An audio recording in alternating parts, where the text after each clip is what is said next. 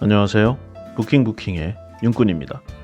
오늘 이야기할 책은 숫자 감각의 힘. 일본의 유명한 컨설턴트 사이토 고타츠 씨가 지은 불확실성을 기회로 만드는 6가지 숫자 전략. 이 책의 내용에 대해서 이야기해 보도록 하겠습니다. 사례를 담은 책이에요. 25가지. 숫자 전략 6개, 그리고 숫자 감각을 기르는 사례 종합. 이런 컨셉으로 작성한 책인데 베이스가 수학입니다. 수학 중에서 이제 통계에 관련된 부분이 많이 들어가 있는데 저자가 수학에 관한 내용이라든가 공식 이런 쪽으로 좀 풀이를 하지 않고 가급적이면은 사례라든가 이야기 그리고 우리가 주위에서 많이 볼 수 있는 내용들을 좀 그런 소스로 했습니다. 그래서 어렵지는 않지만 아무래도 수학이 들어가 있다. 수학을 기본으로 전개한다는 데서 좀 선택하는데 이렇게 쉽지만은 않아요. 이런 내용이 있습니다. 내 연봉은 왜 다른 사람들과의 평균보다 낮게 느껴질까? 매출이 차이 나는 두 회사 중에 진짜 잘 되는 곳, 효율이 높은 회사는 어디인가? 또는 지금의 내 성적, 아니면 나의 키, 이런 것들은 전체 평균 중에 어디에 해당하는가? 매장이 넓어지면 매출이 정말 올라가는가? 이런 좀 비즈니스, 수익과 직결되는 질문에서 좀 많은 내용들을 이야기하고 있습니다. 다양한 좀 소스들이 나와요. 평균값, 기대값, 중앙값, 표준 편차와 편차값, 다변량 해석. 좀 수학의 틀이기는 하지만 그렇게 어렵지는 않게 재미있게 풀어내고 있으니까 한번 시간 내서 살펴보시는 것도 좋으리라 생각합니다. 그리고 우리 주위에서 나오는 많은 내용들이 있죠. 이커머스 아니면 우리가 아는 스마트 스토어의 판매량, 유튜브 채널 같은 것도 많이 보니까요. 여기 조회수는 과연 어떤 위치에 있는가? 주식 투자의 수익률은 어떻게 이해해야 하는가? 나는 정말 돈을 벌고 있는 것인가?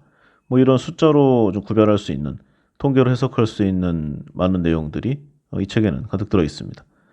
숫자 감각이 있는 사람이 되자. 이런 좀 모토가 있는데요. 이런 사람들이 좀 원하는 목표에 좀 빨리 가죠? 적어도 단기적으로는. 그래서 그러한 방식이 꼭 좋다는 것은 아니지만 이런 기본적인 내용을 알아야 장기 플랜을 세운다던가 아니면은 진정 원하는 목표치에 도달할 수 있다. 저자는 이 내용을 확실한다고 합니다. 그래서 원래는 이쪽 학문을 전공한 사람이 아닌데 이 숫자에 매료되었다고 해요. 그래서 전공도 바꾸고 제대로 학위를 딴 다음에 이쪽 펌 업계에서 오랜 시간을 좀 보냈죠. 따라서 이 책의 주제는 이겁니다. 수익과 손실을 가르는 바로 그 기준점. 당신에겐 이러한 숫자 감각이 있는가? 이런 말이죠. 저자를 잠깐 보면은요. 기업에서 활동했기 때문에 일반 사람에게는 생소합니다. 이 시카고 대학교의 경영대학원을 졸업한 다음에 유명한 회사죠. 보스턴 컨설팅 그룹, BCG, 그리고 롤랜드 버거, 그 다음에 시티은행, 벤처기업의 경영을 하기도 했고요. 기본적으로는 경영 컨설턴트라고 보는 게 맞을 듯합니다. 그래서 다양한 기업의 M&A의 회생 작업에 참여했고요. 회사 대표의 입장에서 기업의 재건을 진두지휘하는 그런 경험을 많이 했습니다. 상장 기업의 집행 임원으로 취임하기도 했고요. 기본적으로는 이제 그 이코노믹의 AI화, 디지털화, 숫자에 첨단을 입힌다 이런 모토를 가지고 있다고 합니다. 그리고 펌 이야기가 나왔으니까요. 그럼 이 사람이 재직했던 이 전략 컨설팅 펌은 어느 정도 위치에 있는가? 아마 대부분 아시리라 생각합니다. 많이 들어보셨을 거예요. 기준은 여러 가지가 있지만요. 매년 이 컨설팅 회사들의 순위를 집계해서 발표하는 이 버울트라는 회사가 있습니다. 여기서 발표한 2021년 기준 컨설팅 펌 50. 여기 보면은 맥킨지가 이제 보통 1위잖아요. 우리가 생각하기에는. 해외에서도 인지도는 맥킨지가 제일 높습니다. 그런데 이제 이 책이 숫자를 기반으로 하는 책이니까 각종 지표를 상세하게 따져보면은 순위가 좀 변해요. 그리고 여기 컨설팅 랭킹은 이제 매출 순위가 아니고요. 컨설턴트들을 대상으로 이제 설문조사를 해서 그 서베이를 해서 그 순위가 매겨지는 방식입니다. 그러니까 해당 분야 재직자들이 가장 많이 알고 있을 거 아니에요? 지금도 일하고 있고. 그러니까 이 내용이 가장 신빙성 있다. 이 회사는 그런 지표를 따라가는 겁니다. 그래서 다른 지표라든가 정통의 이 기준치들을 적용하면은 맥킨지가 1위가 되는 항목이 많지만요. 이 회사 기준으로 하면은 이제 좀 달라요. 베인앤컴퍼니가 1위를 차지했습니다. 항목은 이제 회사의 명성, 평판, 그 다음에 이 회사의 사원 문화, 그리고 이제 워라밸이라고 하죠. 워크앤라이프 밸런스. 그러니까 전략 컨설팅 펌이라는 곳이 이제 이미지가 이렇습니다. 돈은 많이 주고 경력에도 좋지만 별 보고 나왔다가 달 보고 들어가는 뭐 그런 회사라는 이미지가 있잖아요. 제 지인들도 지금 나이가 꽤 됐는데 뭐 파트너들에 올라가긴 했지만 돈은 샐러리맨 직장인 치고는 많이 버는 것 같습니다. 그런데 그 사람 사는 게 아니에요. 그래서 좀 안타까울 때가 있는데 어쨌든 이런 좀 숫자라기보다는 좀 인간 지표적인 면에서 베인앤컴퍼니가 1위를 차지했고요. 그 다음에 이제 2위가 BCG, 보스턴 컨설팅 그룹, 바로 이 저자가 재직했던 곳이죠. 그 다음에 3위가 맥킨지. 그러니까 이건 어디까지나 이 지표를 적용했을 때 뿐입니다. 저도 이제 대부분은 이 세 회사는 좀 왔다 갔다 해요. 그래서 어떤 기준점을 잡느냐에 따라서 그 위치가 바뀌는 이제 그런 정도로 보시면 되겠습니다. 확실히 시대가 좀 변한 듯합니다. 이 컨설팅 펌에서 인간 지표를 따진다는 게 사실 좀 무의미했던 일이거든요. 여기는 그냥 포기하고 가는 좀 굉장히 돈을 많이 주는 군대 같은 이제 그런 이미지인데 여기서도 이제 사람들의 인간 지표, 워라밸 지표의 이 평가치, 그리고 가중치가 높아지는 걸 보면은 이게 이쪽으로 가는 게 맞지 않나 이런 생각도 많이 해요. 그리고 BCG를 보면은 1위는 이제 베인이고요. BCG가 종합 명성에서 2위긴 한데 좀 기본에 충실한 지표들에서 그 기본기가 튼튼하다는 평을 많이 받는 이제 그런 점수를 획득했습니다. 분야도 이 전통의 전략 컨설팅에서 에너지, 헬스케어, 리테일 이런 쪽에서 전부 1, 2위를 차지했어요. 기본적으로 테크 이제 기술 기업에 관한 좀 영향치가 높고 그리고 오퍼레이션 영역에서도 3위 이내를 차지하고 전반적으로 전 영역에서 고른 상위권을 차지했습니다. 그래서 총점을 모으니까 2위가 된 거죠. 이렇게 맥킨지, BCG, 베인 이 빅3가 있고요. 그 아래는 좀 차이가 납니다. 뭐 예를 들어서 이제 부즈 알렌 해밀턴, 그다음에 언스트 앤 영, 딜로이트, PwC, 뭐 올리버 와인만 이런 회사들이 이제 각 순위를 차지하고 있습니다. 여기서부터는 이제 각 인더스트리라던가 아니면 각 평가 지표에 따라서 순위가 아주 널뛰기를 좀 심하게 해요. 그래서 순위를 좀 매년 보는 게 좀 의미가 없고 그룹으로 보는 게 맞는 것 같습니다. 그래서 여기가 이제 세컨 티어 정도로 보면 되겠죠. 자, 이렇게 배경은 이렇고요. 책의 내용을 보면은 가장 먼저 숫자 규칙을 알아야 숫자 관리를 할 수 있다. 이 내용이 있습니다. 아니, 우리가 세상을 사는데 매일 보는 게 서류 뭉치고 이 숫자가 들어있지 않은 이제 그런 내용이 없는데 무슨 얘기인가? 그런데요, 실제로 잘 보면은 우리가 평상시에 이 숫자를 그다지 의식하지 않고 사는 것을 알 수 있습니다. 예를 들어 회사에서 보면은 이제 이런 일들이 많이 있죠. 회의를 하거나 아니면은 뭐 협상을 하는데 왠지 잘 될 것 같다. 왠지 이렇게 될 것 같다. 이렇게 전망한다. 이런 좀 개인의 느낌이라던가 독단적인 판단, 이거로 상품을 발매하거나 서비스를 출시하는 그런 일들이 많습니다. 실패하는 경우가 많죠. 요즘도 많이 있어요. 그리고 뭐 매출을 좀 더 올리기 위해서 뭐 노력해라. 좀 불분명하죠. 어떤 정확한 지표를 지시해 줘야 되는데 그래서 이런 불분명하게 명령이 내려오니까 밑에서 지시를 받는 사람들도 그저 뭐 약속이나 잡고 미팅이 난 다음에 성과가 안 난다. 이렇게 하는 겁니다. 일단 해보자, 뭐 열심히 해보자, 어떻게 하면 길이 보이겠지. 이런 식으로 무분별하게 막대한 예산을 쏟아붓는 일들이 비일비재하죠. 그리고 목표 할당량 등에 대해서도 좀 애매한 이 비정량적인 요소들이 많습니다. 뭐 예를 들어서 자네는 지난 목표에 비해서 뭐 1,000만 원, 2,000만 원이 부족하니까 좀 더 노력해라.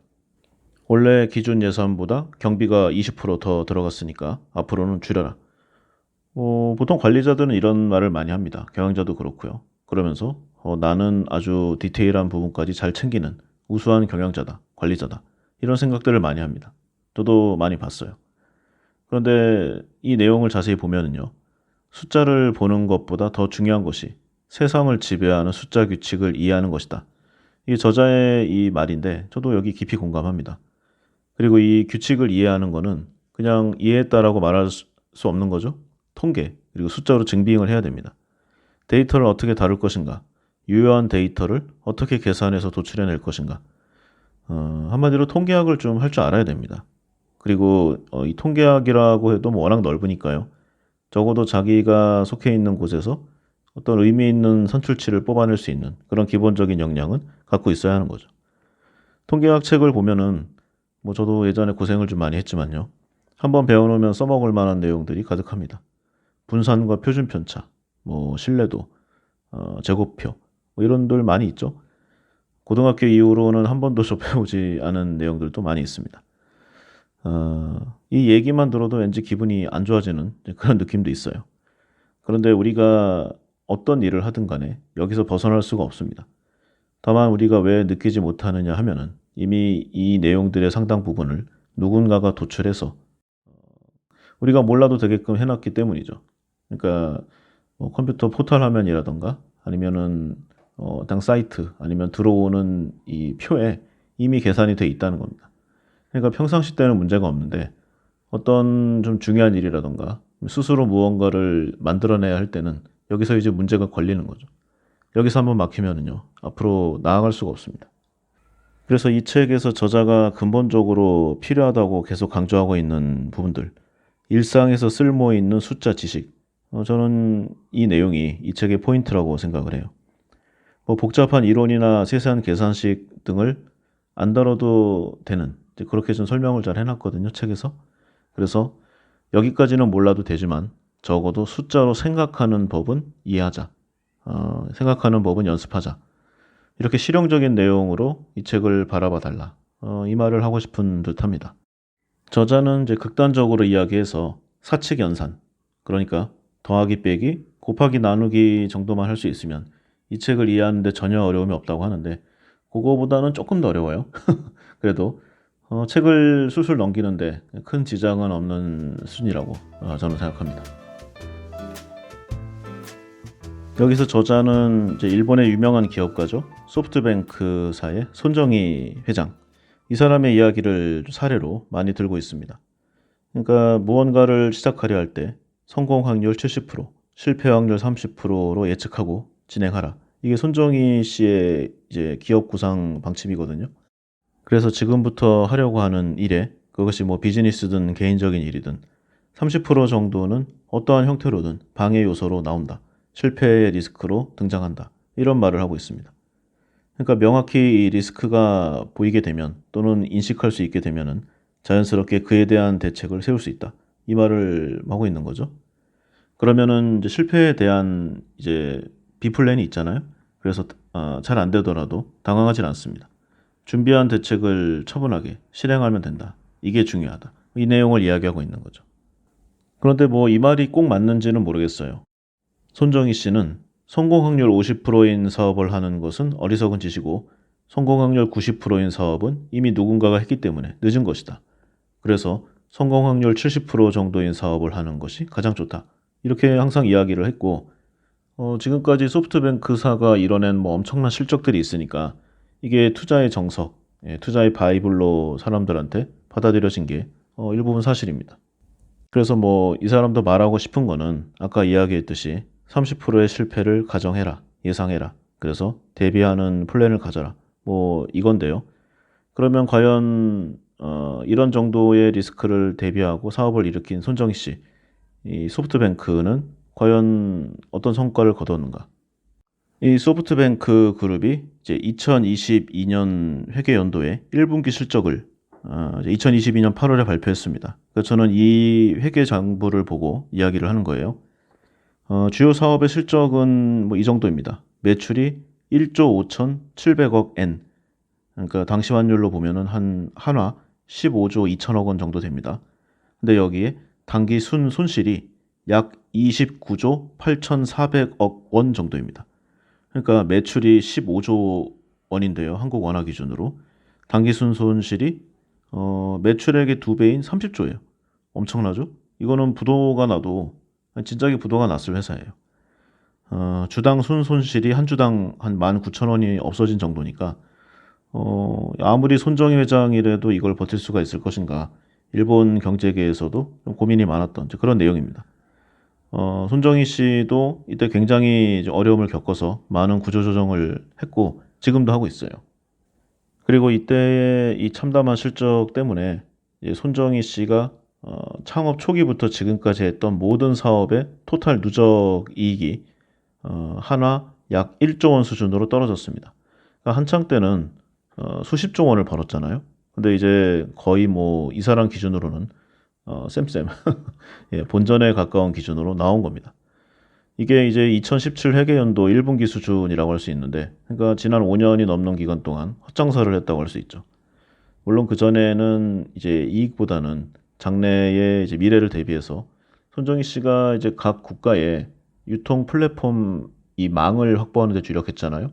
뭐 우버라든가 그랩이라든가 아니면 한국의 쿠팡이라든가 이런 사람들의 이제 경제계의 핏줄을 잡는 그걸 많이 노력을 했는데 그 과정에서 많은 돈을 썼어요.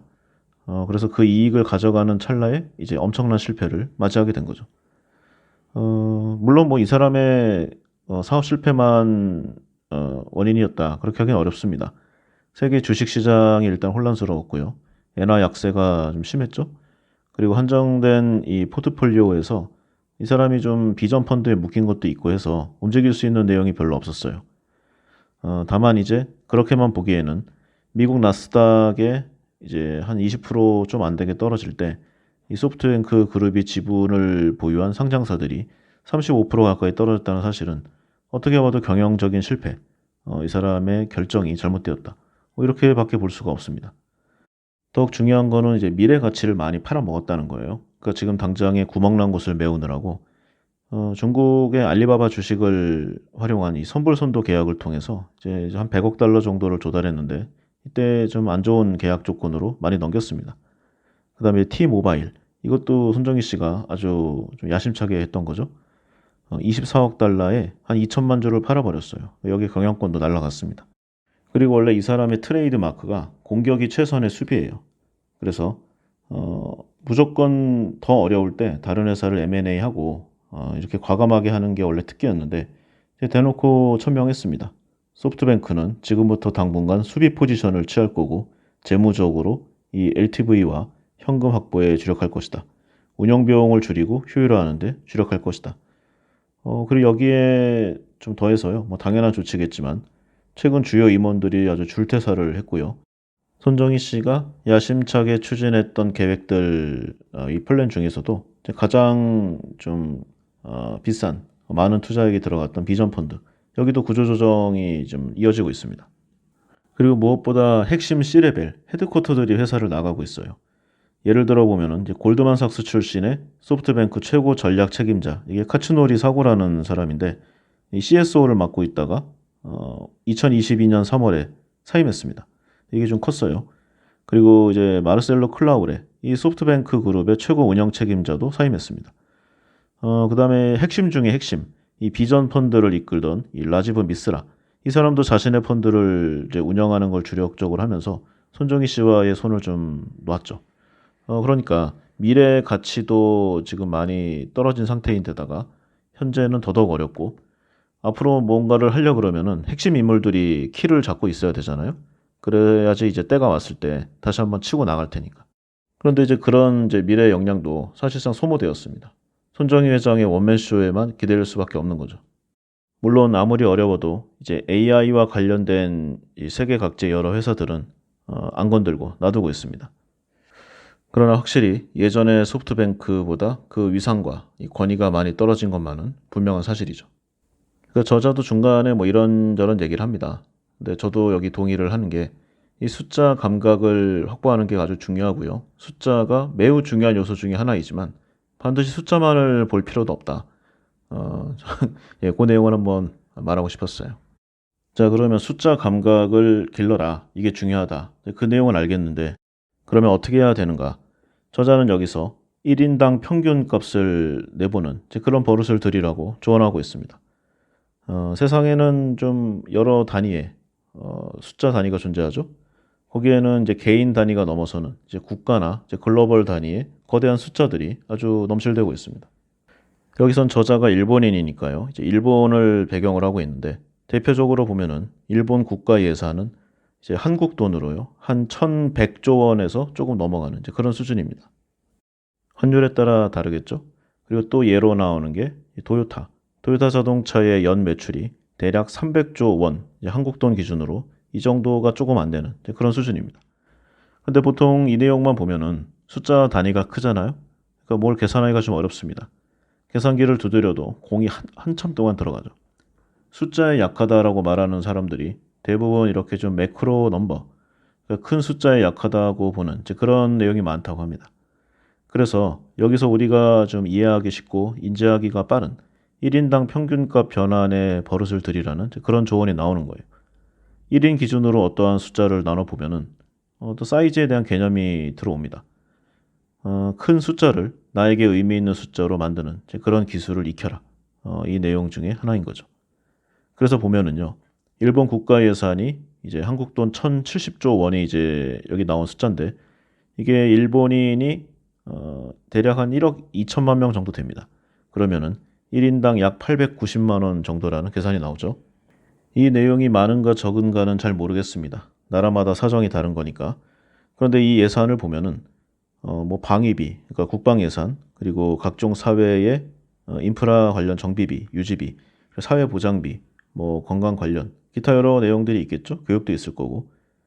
그런 총 합이 1인당 900만 원인데 좀 한국하고 비교하면은 일본이 좀 더 낮은 것 같아요. 그런데 이 책은 이제 그런 요소를 보는 게 아니니까 어쨌든 내용은 이렇습니다. 그리고 도요타 자동차 이제 연매출이 정확히는 한 207, 80조 원 정도입니다. 한국 돈으로. 그러면 이것은 어떠한 수준인가? 도요타 자동차의 이제 사원 수로 나누면은요. 한 36만 명 정도가 된다고 합니다. 이게 도요타 자동차 본사하고 그룹 산하의 각종 계열사 이걸 다 합친 거죠. 종업원 수도 엄청납니다. 그래서 나눠 보면은요. 270조 원을 36만 명으로 나누니까 한 7억 5천만 원 정도가 나옵니다. 큰 숫자이면 분명해요. 근데 1인당 7억 5천만 원 한국 돈 기준 이런 매출이라고 하면은 과연 일본이 어떤 좀 경제적 지표나 좀 세계에 자랑할 만한 내용을 이야기할 때 항상 그 베스트로 꼽는 이 도요타 자동차 과연 압도적이라고 할 수 있을 만한 숫자인가? 이 책에 나온 비교 대상을 보면은요. 일본의 이제 오피스 문구 회사, 그러니까 뭐 문구용품 파는 거죠. 이제 아스쿨이라는 회사가 있는데 연 매출이 한 4조 2천억 원 정도 된다고 합니다. 그러니까 도요타에 비하면 뭐 어림도 없죠. 근데 종업원 수가 약 3,300명. 그러니까 1인당 평균 값으로 변환하면 10억 원이 넘는 그런 수준입니다. 그리고 일반적으로 보면은 이제 도매업이 제조업보다 1인당 매출액이 더 높은 거잖아요. 그러니까 이런저런 요소를 다 빼고 계산해 보면은 1인당 기준으로는 이 회사가 도요타 자동차보다 월등한 생산성을 보인다. 이렇게 표현할 수가 있는 거죠. 책에 나온 사례를 하나 더 볼까요? 왜 우리가 한참 좀 조롱의 대상으로 삼았던 일본의 코로나 상품이 하나 있습니다. 바로 아베노 마스크. 이 아베노 마스크의 이제 초도 예산, 이게 한 한국 돈으로 4,600억 정도를 책정했다. 이런 신문 기사가 있었어요. 그러니까 이 사람이 일본 사람이잖아요. 자기 아버지가 이 기사를 보고 분노했다는 겁니다. 품질도 형편없는 그런 제품을 사는데 국가 예산을 5천억 원 가까이나 썼느냐. 뭐 이런 거죠. 이게 분명 문제가 있다고 생각을 하는 일본 사람들이 굉장히 많았다고 합니다. 그런데 어느 정도의 낭비인지 이 감이 잡히지 않았다는 거죠. 그래서 이거에 관한 설명이 나옵니다. 바로 1인당 평균값. 마스크 예산이 4,660억 원이 이제 이 금액인데 일본의 인구가 1억 2천만 명이잖아요. 그래 평균값으로 변환해 보면은 1인당 약 4천 원이 좀 안 되는 이제 그런 숫자가 나옵니다. 그런데 지금 기준으로 보면은 마스크 값이 많이 싸지고 물건도 풍부해졌어요. 그런데 이게 코로나 초창기를 보면은 마스크 부족이 아주 좀 본격화되는 그런 시기였어요. 그래서 시중에서 마스크가 정가의 몇 배 정도 되는 가격으로 팔리고 있었습니다. 평소의 마스크 가격보다 한 6, 7배까지 올랐다는 게 보통 이제 정설이에요. 그래서 이런 상황에서 국가가 대량으로 좀 제조하고 유통하는 게 뭐 그렇게 나쁜 정책이라고 생각들지는 않습니다. 그래서 이 저자가 말하기를 이 아베노 마스크의 문제는 비용이라기보다는 속도 문제였고 이게 품질이나 이런 걸 맞추지 못한 것도 있지만 이 속도를 맞추지 못한 게 더욱 큰 문제였다. 이런 내용을 좀 이야기하고 있습니다. 그러나 이 책의 취지가 숫자에 관한 내용이니까 이 정책에 대한 평가보다는 과연 어떠한 좀 숫자를 기준으로 그걸 배경으로 정책을 펼쳤는가. 그래서 사람의 이 주관적 감정에 치우치지 말고 객관적으로 생각하고 합리적으로 비평하자. 이런 이야기를 하고 있습니다. 그래서 매사에 숫자를 좀 더 중심에 두고 생각하자. 그래서 그럴 경우에는 바로 이 1인당 평균값 이것이 아주 강력한 힘을 발휘할 것이다. 이런 조언을 하고 있는 것이죠. 하나만 더 해볼까요? 아까 그 1인당 매출액 가지고 이제 도요타보다 더 생산성이 높다. 이 문구 회사가 더 높다. 이런 얘기를 했잖아요. 관련해서 여기 비슷한 사례가 또 있습니다. 이 도매업을 하고 주력 상품도 겹치는 이제 두 개 회사가 있습니다. A사와 B사. 그런데 A사는 매출이 500억 원에 직원 수가 50명.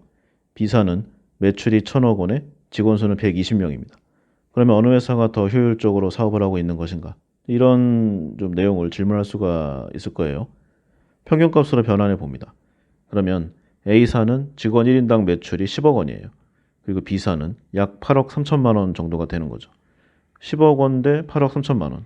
그럼 당연히 A사가 더 좋다라고 말할 수가 있을 텐데 왠지 이 책의 흐름상 이렇게 간단히 끝나진 않겠죠? 추가적인 요소가 나옵니다. 효율 좋은 사업이란 것에 이제 추가적인 내용이 들어오는 게 자산. 그러니까 자산을 얼마나 가지고 있는지, 고정 자산은 얼마나 되는지, 이런 좀 기타 요소들이 들어오니까 1인당 매출이 많다고 해서 무조건 효율이 높다고 말할 수 없다. 이 내용을 또 이야기하고 있어요. 그래서 업무의 효율화, 세세한 숫자를 정밀히 조사를 해서 진짜 문제가 무엇인지를 파악해라. 매출과 비용, 최적의 균형을 찾아라. 이런 내용들을 말해주고 있습니다. 그래서 이제 더 들어가다 보면은 이제 뭐 평당 뭐 선출액, 그 다음에 단위 부분당 매출액 이런 내용들이 계속 나옵니다. 그런데 뭐 개념을 잡자는 거니까 뭐 더 들어가면 좀 재미가 없어요. 그래서 이 정도로 하고 사례 중에 나온 이 도요타 자동차에 대해서 잠깐 좀 이야기해 보도록 하겠습니다. 제가 이 자동차 산업에 또 관심이 많아서 마침 숫자가 있으니까 연결해서 한번 이야기해 보면은요. 최근에 화두는 역시 전기차죠. 뭐 일론 머스크의 테슬라도 그렇고 중국의 이제 BYD를 비롯해서 뭐 엄청난 메이커들이 있습니다. 한국에서도 관련된 이 부품과 재료, 소재, 그리고 완성차 업체들이 산업 인더스트리를 구성하고 있죠. 근데 이 도요타 자동차가 전기차에 그렇게 집중을 하지 않는 모습을 보여주고 있어요. 전기차 확산이 우리들 일반적인 예상만큼 빠르지 않을 것이고 오히려 하이브리드 자동차가 단기 중기적인 해결책으로 더 많은 구매자에게 각광받을 것이다. 도요타의 최고 핵심 임원이 이렇게 얘기를 했다는 거예요. 이 월스트리트 저널에. 이게 2022년 9월 18일자 보도인데 연합뉴스에 나온 겁니다. 잠깐 보면은요. 도요타 자동차의 북미 판매 담당 잭 홀리스 부사장. 사람들이 전기차에 관해 이야기하고 싶어하는 만큼 시장이 아직 충분히 성숙하지 않았다. 전기차의 높은 가격, 그리고 빈약한 충전 시설 인프라, 이런 내용들이 초기 도입자를 제외한 이 고객들의 전기차 선택을 막고 있다. 뭐 이렇게 좀 인터뷰를 가졌다고 합니다. 그리고 워낙 좀 복잡하잖아요. 이 배터리가. 희소한 금속이 많이 들어갑니다. 그래서 리튬과 코발트 또는 다른 이제 주요 배터리 소재들이 이제 계속 급등하고 있어요. 가격이. 그래서 심한 경우에는 이제 몇 년 전에 비해서 10배 이상 치솟은 이제 그런 금속들도 있습니다. 그러니까 여기 메이커들한테는 좀 시련의 내용이죠. 그래서 이 사람이 뭐 이야기한 내용은 뭐 전혀 근거가 없는 것도 아니고 메이커들도 일부분 인정하고 있는 사항들이 많습니다. 그런데 여기서 나온 내용들이 전부 다 개인의 주관이잖아요. 어떤 좀 숫자에 관한 여러 내용들이 이 설명을 부합하지 못하고 있습니다. 관련해서 한번 이런저런 내용을 생각해 보겠습니다.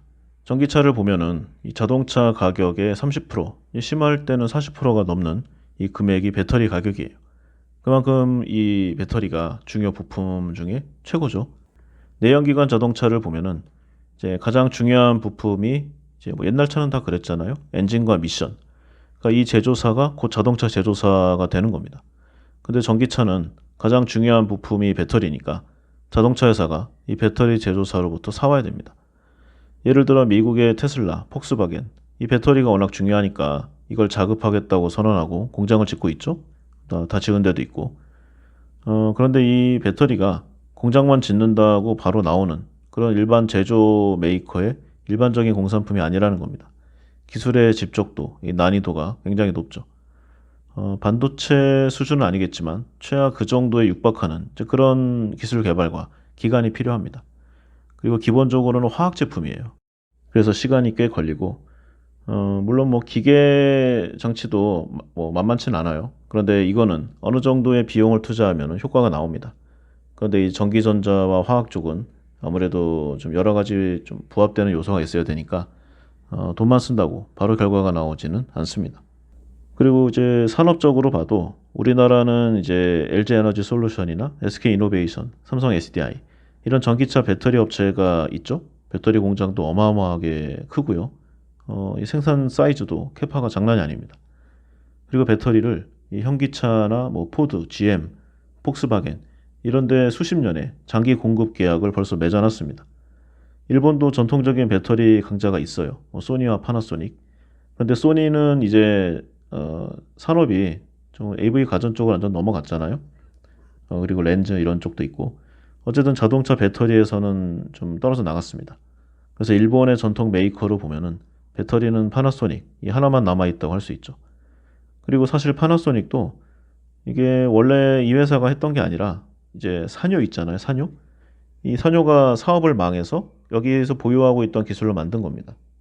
그러니까 토요타 입장에서 보면은 저 옛날부터 우리 밑에 있던 저 한국의 회사들이 만든 저 배터리를 사기 싫다. 우리는 파나소닉한테 공급받겠다. 뭐 이런 마인드인 것 같아요. 그런데 이 파나소닉을 보면은 우리나라의 LG 에너지 솔루션 이 한 회사하고만 비교해도요. 생산량이라던가 기술력, 뭐 기타 수율 모두 밀립니다. 그럼에도 불구하고 이 토요타가 파나소닉에 계속 배터리 합작사를 만들자, 같이 공장을 지어서 뭐 앞으로 뭐 전기차 시대로 가자, 뭐 이렇게 하고 있는 좀 상황입니다. 그런데 기사를 한번 찾아보시면은요, 얼마 전에 이 토요타가 만든 이 전기차, 이 배터리 문제가 아니라 이 바퀴가 빠져버리는 기계 결함이 일어났어요. 그래서 전량 리콜됐죠. 예, 이 기술의 토요타라는 내용이 이제는 옛날 같지 않은 유명무실한 그런 사례입니다. 이 전기차의 가장 중요한 요소인 배터리. 여기에서 이 하나밖에 없는 파나소닉이 한국의 여러 메이커 중에 하나인 LG 에너지 솔루션을 못 내긴다. 근데 여기에 SK하고 삼성 제품도 있잖아요. 그러니까 다 합치면은 배터리 점유율이 2배 이상 차이가 납니다. 전기차에서 제일 비싼 부품인 배터리. 근데 우리나라는 대부분 이제 삼원계 배터리입니다. 그러니까 니켈, 코발트, 망간 이게 베이스로 하는 거죠. 이 산업군에서 한국 업체가 일본을 2배 이상 앞지르고 있다. 이렇게 보시면 되겠습니다. 토요타로서는 오로지 파나소닉으로부터만 배터리를 받아와야 되는데 GM이나 뭐 GM이 볼트 EV잖아요. 여기에 LG 엔솔이 전에 한번 사고가 난 적이 있습니다. 근데 파나소닉 신공장에서 배터리 수율이 나오지도 않고 있는데 억지로 갖다 끼웠다. 근데 만약에 사고까지 난다. 이러면 방법이 없는 거죠. 그래서 토요타가 우리도 미래를 대비해서 더 앞선 이 전기차를 준비하고 있다. 뭐 이렇게 계속 마케팅을 하고 있는 상황이긴 합니다. 근데 뭐 제대로 된 게 나오지가 않는 이제 그런 상황이에요. 뭐 주변 얘기를 더 해보면은요. 이제 작년에 전 세계 전기차 배터리 점유율에서 중국의 CATL이 1위를 했습니다. 그런데 이 회사는 중국 내수용에 많이 들어가는 이제 인산철 이 물질을 위주로 하는 이제 배터리를 만들고 있어요. 만들기가 쉽고 가격이 싼 대신에 이제 에너지를 같은 양으로 내려면 거의 2배 이상 무거운 배터리를 장착해야 되는 거죠. 물론 여기에 기술 개발이 계속 이루어져 있어서 경량화되고 효율이 높아지는 이제 그런 이제 기술 완성도는 점점 더 높아지고 있습니다. 점점 발전은 하고 있지만요. 이제 600kg이 넘게 이 3원계 배터리를 탑재해야 이제 전기차가 한 4, 500kg 정도 갑니다. 이게 2022년에 한 중순 정도 기준이죠. 근데 인산철 배터리는 물론 중국에서는 더 효율이 있다고 이야기를 하지만 공식적으로는 한 1000kg 정도를 탑재해야 돼요. 그러니까 차이가 한 4, 500kg 정도 나잖아요. 그러면은 성인 한 명을 70kg라고 봤을 때 5명을 기본적으로 태우고 시작한다. 이렇게 봐야 됩니다. 효율이 나오기가 어렵죠. 차가 무거워지니까 잘 나가지가 않고 차량의 수명은 짧아지고 에너지 손실은 커지고 그리고 뭐 타이어라던가 이런 좀 소모품도 다 마모가 빨리 도고 그래서 중국 전기차들이 좀 외부 외양은 그럴듯합니다. 그리고 아주 그 품질이 떨어지지도 않아요. 그러나 내수 외에 수출용품이 잘 안 팔립니다. 그리고 유럽이나 북미를 보면은 이제 인산철 배터리를 쓴 전기차가 값이 싸다고 해도 이제 중국하고의 문제도 있고 그리고 단점이 너무 심해서 잘 팔리지 않습니다. 오로지 중국에서만 이 정부 차원에서 이제 전기차에 좀 번호판을 좀 많이 주는 이제 그런 정책을 하고 있거든요. 그래서 이 LFP 배터리 차가 중국에서 많이 팔리고 있는 이제 그런 상황도 있습니다. 그리고 한국 업체들이 이미 산업계에서 많이 앞서가고 있어요. 이 중국을 제외하고요. 자동차 제조사가 파는 전기차 판매 대금의 한 25에서 30% 정도가 이제 배터리 가격이니까요. 한국 업체들이 여기를 독식하는 구조가 한 3, 4년은 갈 것 같습니다. 그런데 역시 양이 많으면 질이 올라갑니다. 이 중국의 인산철 배터리가 한동안은 못 따라올 것 같았는데요. 워낙 많이 좀 대량으로 뽑아내고 기술 개발을 좀 엄청나게 하니까요. 가격이 또 엄청 싸지고 있고요. 밀도가 좀 낮으니까 발화도 잘 안 되는 이제 그런 장점도 있어요. 그래서 이게 기술 개발이 되니까 점점 위기 요소가 높아지고 있습니다. 그리고 인산철 배터리의 장점도 크니까 LG 에너지 솔루션도 여기에 대한 기술 개발을 하고 있다는 내용이 있어요. 조금만 더 들어가 보면은요. 이 배터리가 이제 양극재와 음극재가 있고 여기를 둘러싸고 있는 이 전해질, 이 전해액이 있습니다. 그리고 양극재와 음극재가 붙으면 폭발하니까 가운데 분리막이 여기 좀 나눠주고 있죠. 근데 이 상황에서 전고체가 이제 액체니까 위험해요. 그래서 이거를 이제 고체화하는 이 전고체 배터리를 토요타가 밀었습니다. 그러니까 지금 밀리고 있으니까 여기를 기술 개발해서 한 큐에 업겠다. 이게 토요타의 전략이었는데 상당히 앞섰다고 평가를 받았습니다. 그런데 2022년 하반기에 지금 비교했을 때 과연 전고체가 일본이 앞선 것이 맞나? 이런 의문이 드는 거죠.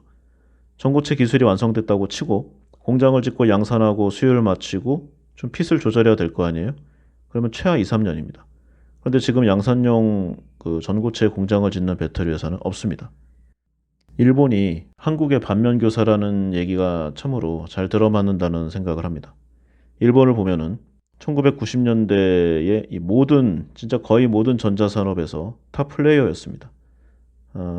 1레벨도 아니고 1위를 하는 분야가 정말 엄청나게 많았어요. 그런데 2000년대에 들어서면서 좀 국가 전체가 좀 느려지고 약해졌습니다. 어쩌면 예전부터 쌓여왔던 독소가 이때 터진 걸 수도 있겠지만 어쨌든 간에 경쟁이라고 하는 거는 자신의 단점을 고쳐가는 것도 중요하겠지만요. 자신의 장점을 갈고 닦아서 피니시를 하는 게 더 중요하다고 저는 생각합니다. 그런데 도전을 하지 않고 계속 약점만 고쳐가면서 깎고 깎아서 동그란 사람을 만드는 둥그런 제품을 만드는 그런 쪽으로 변모했어요. 상대적으로 우리나라는 허술한 부분이 많이 있습니다. 아주 세밀하게 들어가 보면은 좀 주먹구구식으로 하는 것도 많고 그냥 대충 떼어놓은 것도 많이 보여요. 그런데 이게 그런 식으로 이제 주변 상황에 적응하고 보다 더 좀 조금이라도 앞서가려고 정말 열심히 한 것 같아요. 그러다 보니까 이제는 여러 가지 분야에서 일본보다 앞선 내용들이 많이 나왔습니다. 그래서 아날로그 시대가 끝난 이제 디지털 시대가 되었을 때는 바로 이렇게 자신의 강점을, 장점을 더 발전시키는 그런 전략이 맞지 않나. 저는 이런 생각을 많이 해요.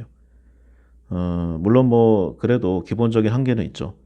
왜냐면은 이제 인구수라는 게 있잖아요. 양. 일본은 어떻게 좀 따라잡는 게 어떤 기간이 있으면 가능하다고 볼 수 있습니다. 그런데 중국 같은 나라를 보면은 뭐 상대가 안 되죠. 공식적으로 15억이니까. 결국은 이제 그 양에서 나오는 피플 파워로 부족함을 채울 거고요. 우리나라는 고생해서 얻은 기술을 어떠한 형식으로든 중국 또는 다른 나라에 넘기게 될 겁니다. 그래서 점차적으로 이제 컨텐츠라던가 아이템, 아이디어 이런 좀 고부가가치로 가는 게 궁극적으로는 맞다고 생각을 합니다. 더 열심히 해야 되겠죠. 그러면 뭐 도요타 자동차는 이런 내용을 전혀 모르는 것인가? 당연히 그렇지 않습니다. 일본계도 뭐 도요타만 있는 건 아니니까요. 그리고 지금 기준으로 봐도 자동차 인더스트리에서 일본이 한국보다 위지 않습니까?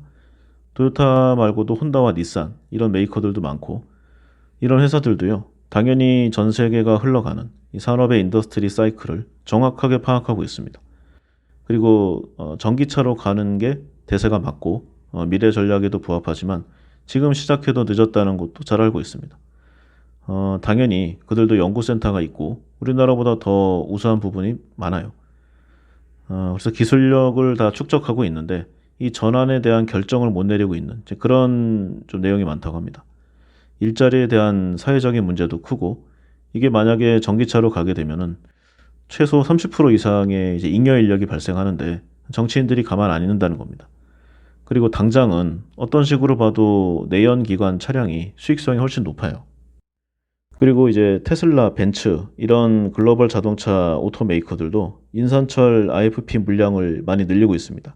일본도 이제 한국이 좀 이렇게 잘 나가는 쪽에서 굳이 경쟁하지 않고 이 IFP 쪽으로 가려고 준비하고 있는 그런 내용들도 많다고 해요. 그리고 미국에서 한국 자동차 이 전기차 메이커에 좀 타격을 가하는 한국의 외교 실패가 있었습니다. 그래서 미국이 한국차 정확히는 이제 전기차 죽이기에 좀 나선 모양인데 정부 대응이 엉망이었어요. 관련된 사항을 한번 구글 같은 데 쳐보시면 다 나와 있습니다. 당분간 좀 지켜봐야 될 것 같고 이걸 대비해서 미국의 이제 전기차 생산 시설을 많이 했지만 좀 양이 좀 부족해요. 그래서 아마 앞으로 현대차의 전략이 그쪽으로 가리라 예상합니다. 그러니까 지금 한국에 있는 생산 시설은 노조와의 마찰들도 있지만 궁극적으로는 미국으로 갈 수밖에 없다. 헤게모니가 이동한다. 이런 결론을 내릴 수가 있는 거죠. 자, 일본 정부와 이 토요타 자동차 이 숫자 사례를 보다가 좀 토요타 자동차 얘기가 좀 길어졌습니다. 그래서 이 정도로 하고요. 책에 이제 다음에 숫자에 관련해서 이제 예측이 어려운 수치를 추정하는 이 페르미 추정에 대한 내용이 나옵니다. 이 용어를 정확히 뭐 기억이 안 나신다고 하더라도 그 개념은 다 아실 거예요. 그러니까 정확하게 파악하기 힘들거나 예측하기 어려운 어떤 논제, 수치, 여기서 논리적 사고를 이용해서 대략적인 근사치를 추정하는 이제 그런 방법입니다. 우리나라에서는 이제 신입사원 그 면접에서 뭐 이런 내용들이 많이 나왔어요. 그러니까 이제 뭐 아무거나 던지는 거죠. 서울의 한강 다리의 교량은 몇 개인가? 아니면은 한국의 슈퍼마켓은 몇 개가 있는가? 이거를 논리적으로 추론해 보라는 겁니다. 이런 페르미 추정. 그 기원은 이제 1938년에 이제 이탈리아계인 미국의 물리학자 엘리코 페르미. 많이 들어보셨을 거예요. 노벨 물리학상을 받은 사람이죠. 이 사람이 이제 게스티메이션, 이 페르미 추정을 들고 나왔는데 이 페르미 추정이 이제 가장 인류사에 극적으로 작용했던 게 바로 핵폭발 실험에 대한 추정입니다. 이 내용을 보면은 이제 1942년에 미국이 인공적인 핵 반응로 실험에 성공하게 됩니다. 그리고 1944년부터 유명한 핵무기 개발 계획이죠. 맨해튼 프로젝트.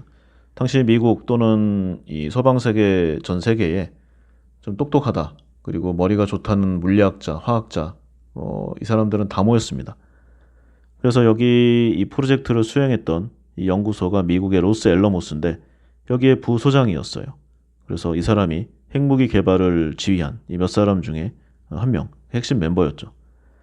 2차 대전이 막바지로 치닫던 때, 이 1945년 7월, 이 미국의 뉴멕시코주 사막에서 사상 최초의 이 핵무기 폭발 실험이 진행되었습니다. 이때 이 진원지, 그러니까 폭발의 중심에서 한 10km 떨어진 곳에 이제 베이스 캠프를 차렸는데 여기에 이제 페르미가 있었어요. 그래서 실험용 폭탄이 터질 때 그 위력이 어느 정도인가 이거를 간단한 실험으로 추측하는 이제 그 과정이 들어옵니다. 페르미가 이제 핵폭탄이 터질 때 이 종이 조각을 찢어서 폭발로 일어난 바람에 날려보내 봅니다. 그래서 그는 다음과 같이 결과치를 추정했죠. 내용은 이렇습니다. 폭발 후 약 40초가 지나자 폭풍이 내게 닿았다. 충격파가 지나가기 이전에 또는 도중에 그리고 나중에 각각 작은 종이 조각을 약 1.8m 높이 그러니까 사람 키 기준입니다. 여기서 떨어뜨려 그 폭발력을 추정해 봤다.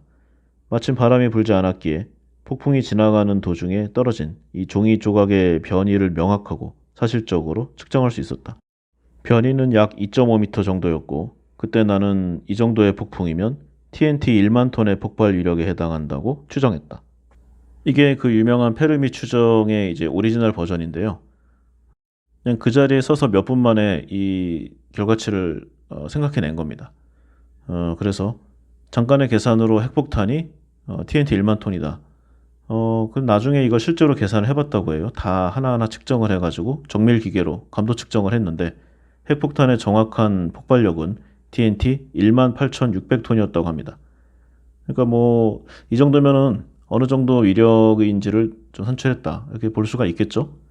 페르미 추정이 이제 이 정도 사이즈는 이 사람이나 되니까 할 수 있는 거고 이제 일반 학생 수준을 한번 보겠습니다. 1940년에 어느 날 수업에서 나온 내용이라고 하는데 시카고 대학에서 강의 중이었다고 해요. 페르미가 학생들의 사고력을 기르기 위해서 이 시카고에 사는 피아노 조율사는 몇 명일까? 이런 문제를 냈다고 합니다. 근데 학생들이 이 문제에 전혀 답을 내지 못했다고 해요.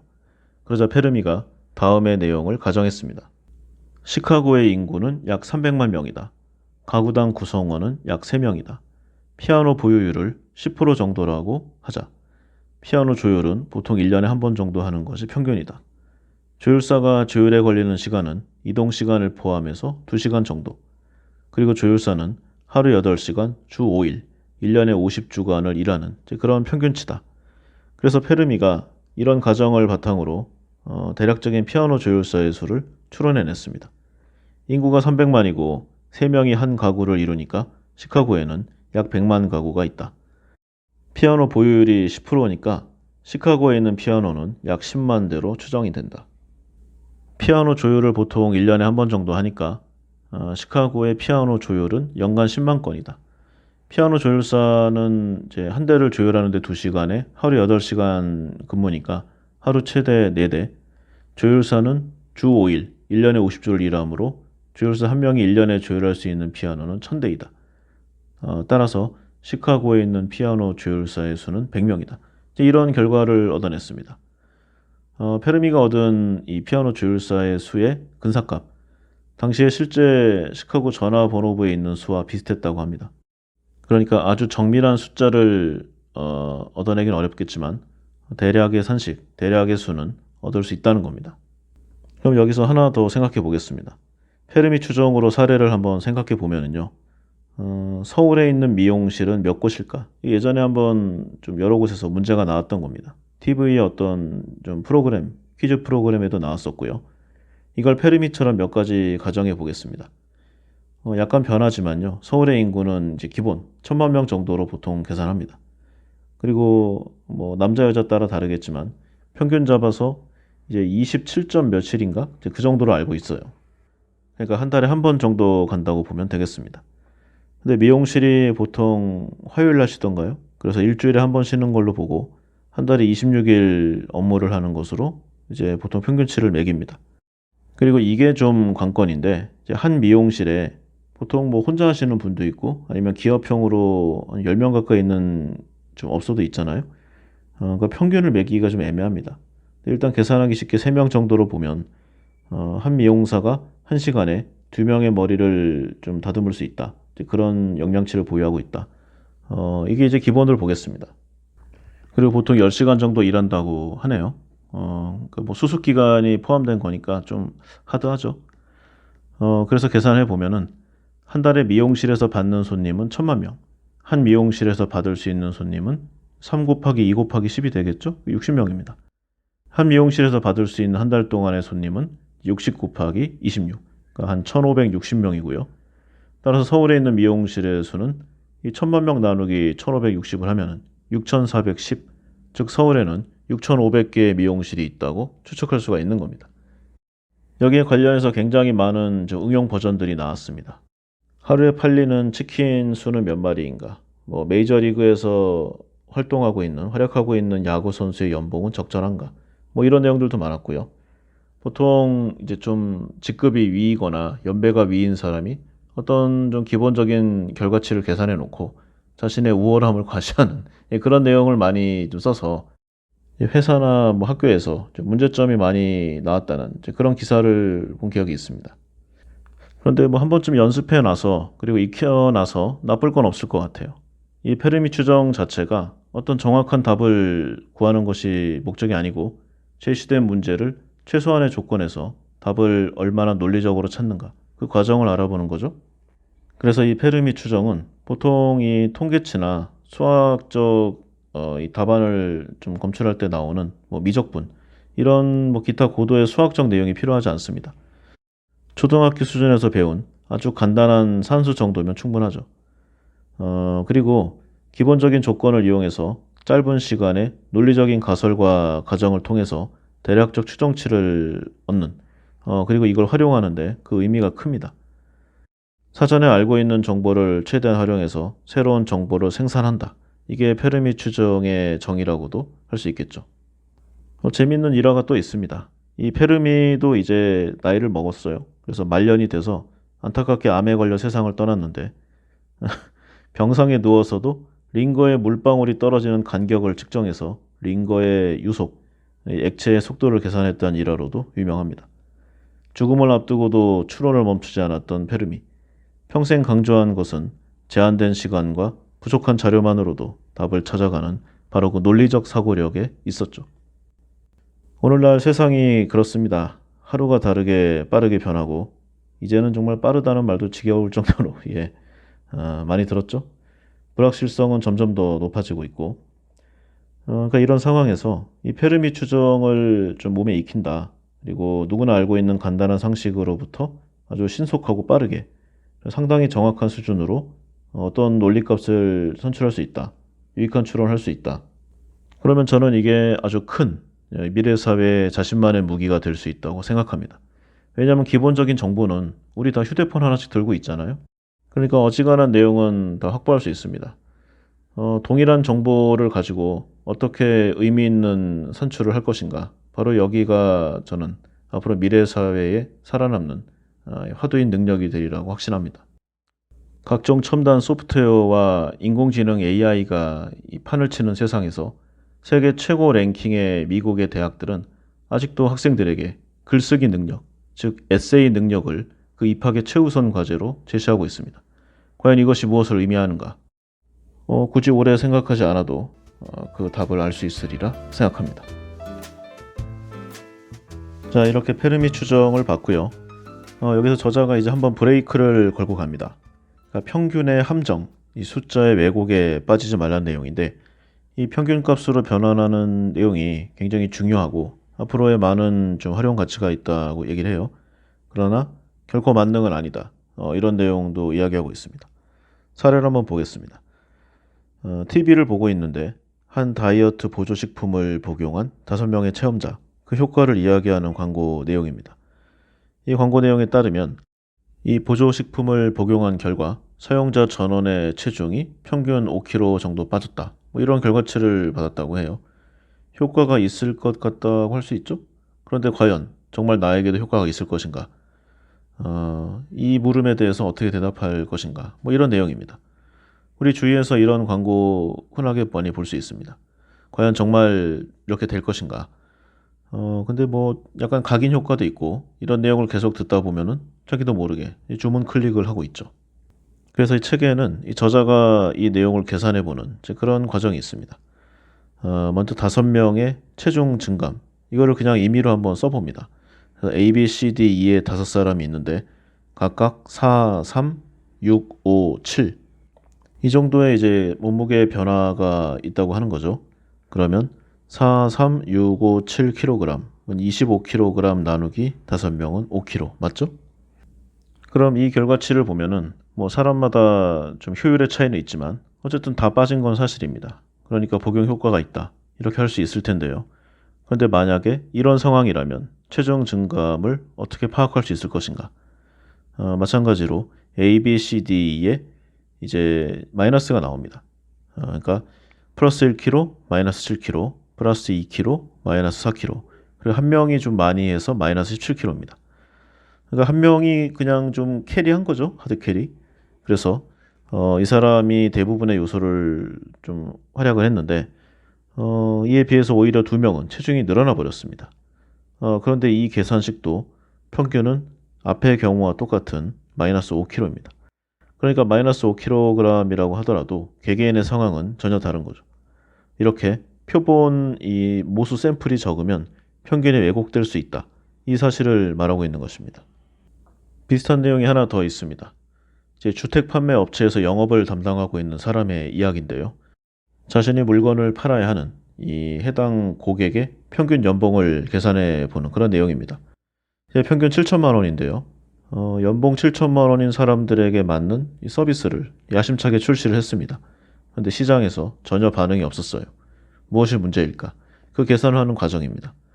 책의 내용을 따라가다 보면은요. 이제 6명의 고객을 상담하는 그런 사례가 나옵니다. 이 고객들의 각각 연봉은 3천만 원, 4천만 원, 4천만 원, 9천만 원, 1억 원, 1억 2천만 원 이렇게 6명입니다. 정확하게 평균값은 7천만 원이죠. 그런데 실제로 보면은 현재 연봉이 7천만 원인 사람은 한 명도 없습니다. 그러니까 아까 그 영업사원이 이 데이터를 기준으로 연봉 7천만 원인 사람들을 위한 어떤 서비스를 좀 스페셜티하게 만들어서 출시했다. 그럼 망하는 거죠. 연봉이 3, 4천만 원인 때 사람에게는 이 서비스가 비싸게 느껴질 거고요. 연봉이 1억 원이 넘는 사람에게는 이게 그다지 매력적으로 보이지 않을 수 있습니다. 다시 말해서 어떤 편향된 데이터에서 도출된 평균값을 기준으로 비즈니스를 전개한다. 그러면은 숫자의 함정에 빠질 수 있다는 그런 내용입니다. 정리해 보면은요. 세상에는 이제 평균값이 많이 나오고 있는데 이 숫자가 좀 치우쳐 있는 내용이 아닌가.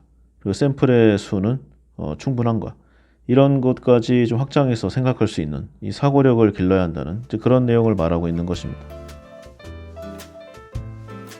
아무래도 이런 내용은 사례로 공부하는 게 제일 좋으니까요. 몇 가지 더 살펴보겠습니다. 확률에 대한 이야기를 하면은 아무래도 좀 베팅, 도박에 관한 내용이 빠질 수가 없어요.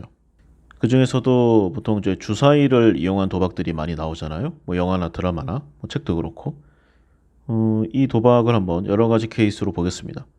책에 나온 사례를 보면은요. 주사위를 던져서 이제 나온 숫자에 10만 원을 곱한 금액을 받는 이걸 따는 도박이 있다고 가정하고 있습니다. 그러니까 뭐 1이 나오면 10만 원, 3이 나오면 30만 원, 6이 나오면 60만 원. 뭐 이런 개념이죠. 이게 사람이 개입하는 게 아니라 주사위를 던지는 기계를 사용해서 이렇게 랜덤으로 돌리니까 어떤 사기적인 요소는 없다고 하겠습니다. 그러면 이런 계산식이 나와요. 그러면 10만 원부터 60만 원까지 다 더한 다음에 이제 6으로 나누면 35만 원의 평균값이 나옵니다. 그래서 기대값이 곧 35만 원이라는 얘기인데 다시 말해서 만약에 이 도박의 참가비가 30만 원이었다. 그러면 도박을 할수록 딸 수 있겠죠? 어떤 아주 운 나쁜 사람 몇몇을 제외하고는 대부분은 아주 해피한 이 정도면 거의 뭐 일입니다. 그런데 만약에 참가비가 35만 원을 넘어가는 어떤 금액이 책정이 된다. 그러면은 이 모수가 많아질수록 결국 이 도박장에 자주 방문할수록 손해를 보는 구조가 될 수밖에 없는 그런 이야기죠. 그러면 우리네 현실은 어떠한가? 아주 당연하게도 세상의 거의 모든 도박은 투자 금액보다 기대값이 낮은 구조로 만들어져 있습니다. 기대값보다 투자 금액이 적은 도박이 있다. 그러면은 뭐 누구나 얼마든지 돈을 딸 수 있으니까 이 도박장이 운영이 되겠습니까? 우리가 일반 제조 물품이라던가 아니면 유통의 어떤 물건을 사더라도 이 원가와 판매가가 다르잖아요. 100원짜리를 110원에 만들어서 파는 사람은 아마 어지간해서는 없으리라 생각합니다. 그러면 보통의 사고방식을 갖고 있는 상식을 갖고 있는 사람이라면 도박장에 자주 드나들면은 결국 돈을 잃고 심할 경우에는 패가망신을 한다. 누구나 알고 있습니다. 그러나 왜 사람들은 이걸 잘 알고 있으며 도박을 하는 것일까? 그것은 돈을 딸지도 모른다는 어떤 기대값, 이 심리적 기대값을 갖고 있는 것입니다. 책에는 이제 두근거림을 사는 것이라고 하는데 진짜 도박이라면 작은 확률의 기대를 걸고 꿈을 쫓는 것도 뭐 나쁘지 않을 수 있습니다. 그런데 이것을 이제 인생에 아니면 직업이나 비즈니스 삼으면은 그냥 뭐 인생이 곧이어 사라지겠죠? 비즈니스는 빈틈없이 확률을 계산하고 여기에 기초해서 진행해야 함이 당연합니다. 그래서 이런 내용이 이제 계속 이 책에 나와요. 사례를 좀 더 보면은요, 이제 광고회사 마케팅으로 적용하는 이제 그런 이야기가 있습니다. 잠깐 보면은요, 자동차 회사에서 마케팅을 담당하고 있는 이제 사람이 있어요. 회사에서 할당하는 이제 예산이 있겠죠? 그러면 어떤 캠페인을 할지, 어떤 광고 프로모션을 할지를 이제 정하는 것이 이 사람의 일입니다. 근데 여기 나온 사례가 TV 광고는 이제 경험상 크게 실패하는 일이 많지 않아서 최고 1억 원, 최악일 경우에도 그 절반인 5천만 원 정도의 광고 효과를 기대할 수 있다. 뭐 이렇게 설정하고 있습니다. 근데 최근에 보면은 이제 모바일을 필두로 한 인터넷 광고가 더 화두죠. 그래서 지금까지 했던 인터넷 광고의 확률이 이제 반반 정도였다고 해요. 성공하면은 엄청난 효과가 있는 것이 특징이지만, 그러니까 광고 효과가 이제 수치로 따져서 2억 원 이상 이렇게 나올 수도 있는 겁니다. 상당히 좀 괜찮죠? TV 광고에 비해서. 그런데 실패하면은 TV 광고의 실패치보다 더 낮은 3천만 원 이하가 될 수도 있는 이제 그런 설정값입니다. 이 회사에서는 이제 뭐 갑론을박이 벌어졌다고 해요. 그래서 여기 저자가 이 프로모션의 기대값을 계산하는 과정을 보여줍니다. 먼저 TV 광고. 크게 실패하는 일이 적다는 전제하에 성공률 75%로 설정되어 있습니다. 성공하면 1억 원, 실패하면 5천만 원의 매출 증가가 나오는 거죠. 그러면 최대치와 이제 최저치를 합친 다음에 2로 나누면 8,750만 원입니다. 그리고 이제 인터넷 광고를 보면은 반반이라는 전제하에 성공과 실패 모두 50%를 계산합니다. 그러면 2억 원하고 3천만 원이니까 2억 3천만 원 나누기 2 하면 1억 1,500만 원이죠. 현실 세계에서는 이렇게 아주 단순 명쾌하고 딱 떨어지는 공식이 나올 수는 없습니다. 굉장히 복잡다변하고 여기에 어떤 좀 정량적이라던가 정서적, 그리고 이 수치로는 절대 계산할 수 없는 인간들의 아주 복잡다변한 그런 감정들이 들어가 있겠죠. 그러니까 이걸 이제 포인트를 잡아내서 성과를 올리는 게 바로 능력 있는 프로모터의 일일 것입니다. 그러나 여기서는 이제 수학적인 확률을 이제 기본 개념을 공부하는 거니까요. 이 정도만 해도 충분할 것 같습니다. 그래서 결과적으로 TV 광고와 인터넷 광고, 여기 나와 있는 숫자의 설정치로만 계산해보면 기대값이 인터넷 광고가 높다고 결론이 나옵니다. 그리고 기대값이라는 어떤 좀 구체적인 금액, 그 기준이 보이면은요, 이 광고에 얼마까지 예산을 쓸 수 있을 것인가, 이걸 이제 특정할 수가 있겠죠. 그러면은 이 마케팅비에 해당하는 어느 정도의 실적을 올려야 회사가 이익을 좀 발생시키는가, 뭐 이런 것들이 다 산출이 될 거고요. 이것이 곧 경영이라는 이 총체적 합으로 나타나는 그런 것입니다. 이 책에는 이러한 요소들이 아주 다양하게 그리고 상세하게 설명이 되어 있어요. 우리가 어느 정도의 진짜 사칙 연산만 할 줄 알면은 이 개념을 이해하는 데 아무 문제가 없고요. 잘 응용한다면 실생활에서 많은 도움을 좀 얻을 수 있으리라 저도 그렇게 생각합니다. 그런데 제가 이걸 뭐 다 하면은 재미도 없고, 책을 좀 사서 보는 게 여러모로 좋지 않겠습니까? 줄도 쳐보고 좀 구겨도 보고, 그리고 정말 중요한 페이지라면은 저는 찢어서 그 해당 중요한 페이지를 좀 갖고 다니면서 몇 번 더 읽는 것도 남는 장사라고 생각해요. 우리가 책장에 꽂아두는 책을 한번 생각해 보면은 1년에 몇 번이나 더 읽겠습니까? 맨 처음 한 권을 이제 서점에서 사와서 좋은 책이니까 사왔겠죠? 줄 긋고 뭐 메모도 좀 남기고 그렇게 이쁘게 읽습니다. 그리고 이제 집 이사할 때 그럴 때나 이제 아 이런 책도 있었지, 이러다가 이제 뭐 헌책방이라던가 재활용 센터로 가는 거죠.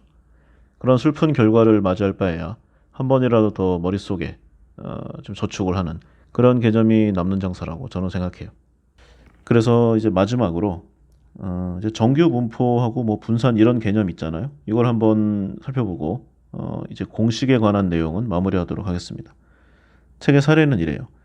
이제 방송 프로그램의 조사원에게 어떤 일이 할당이 됐는데 신장, 그러니까 키 190cm 이상의 일반인 남성을 찾아주세요, 이런 의뢰를 받았다고 합니다.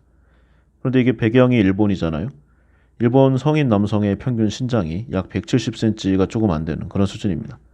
그런데 이보다 20cm나 더 큰 사람을, 그리고 어떤 뭐 특정한 스포츠 선수나 뭐 모델이나 그런 것도 아니고 일반인 남성이에요.